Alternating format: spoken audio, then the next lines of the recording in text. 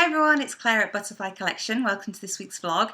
Today I'm doing a bit of a roundup on some things we've been talking about elsewhere in our social media world. First of all, I wanted to say thanks for the amazing response to our post about why Victoria's Secret methods of measuring you may not work for you. So many of our clients have been previously measured at Victoria's Secret and have been left a little confused by their measuring techniques and the size that they were put in eventually. And the important thing to remember is that Victoria's Secret only makes about 10 or 11% of bra sizes that are available on the market. So, they really aren't even pretending that they can fit everybody. They fit a very small proportion of the market, and so don't worry if their bras didn't fit you. There's 90% of other sizes out there for you to try. So there's a link at the bottom here for that post, and I'm so glad that it helped so many of you understand why that measuring technique may not have worked for you. The second post that I want to talk about was this week's blog post about cup wire widths. Which doesn't sound terribly sexy, but it's a finer point of fitting, bra fitting, that I wanted to share with you, so it'll help you understand why some bras don't fit you when others do. Say you're a 32F bust, for example, some bras may seem to fit you perfectly and others just never feel right, and that could be largely to do with the width of the wire. If you imagine that you can have the same volume of breast, but depending on how wide your boobs are or how narrow they are, they'll spread out wider or they'll protrude farther forward, depending on how wide that root is. I've resorted to really high-tech visuals in this week's blog with Silly Putty to explain the volume of a breast and how it can look different depending on its proportions. My high-tech visuals continue because I have an apple and two glasses. So I wanted to show you, if you imagine that these are two bra cups.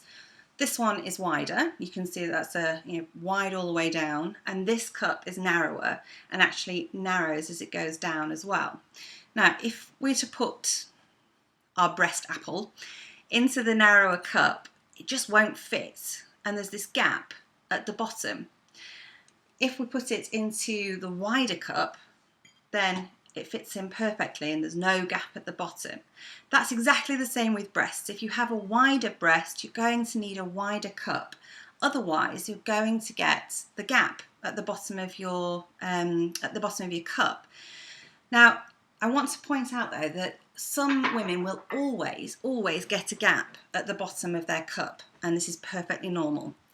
It's to do with how high your breast starts on your body. And the chances are that one side of your body, the breast starts lower than your smaller side.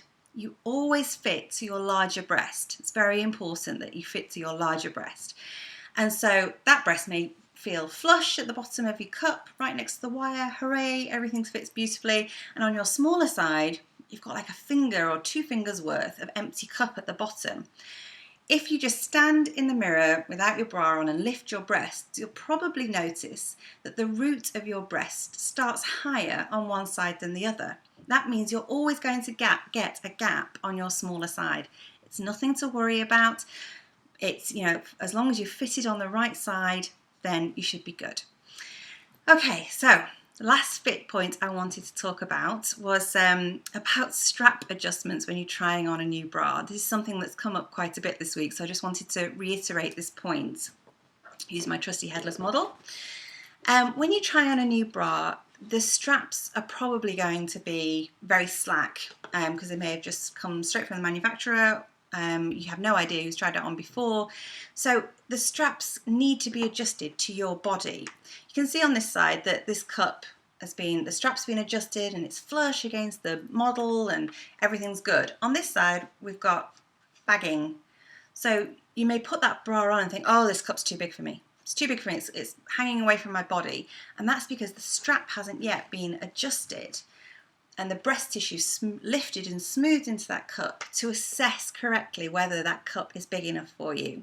I urge you to adjust your straps, especially when you try on a brand new bra, but then also every 3 or 4 wears, try and remember to adjust your straps because they move every time you wear it. Ideally, you want to be doing it every time, but I live in the real world where I probably need a cup of tea and forget that I have to adjust my straps.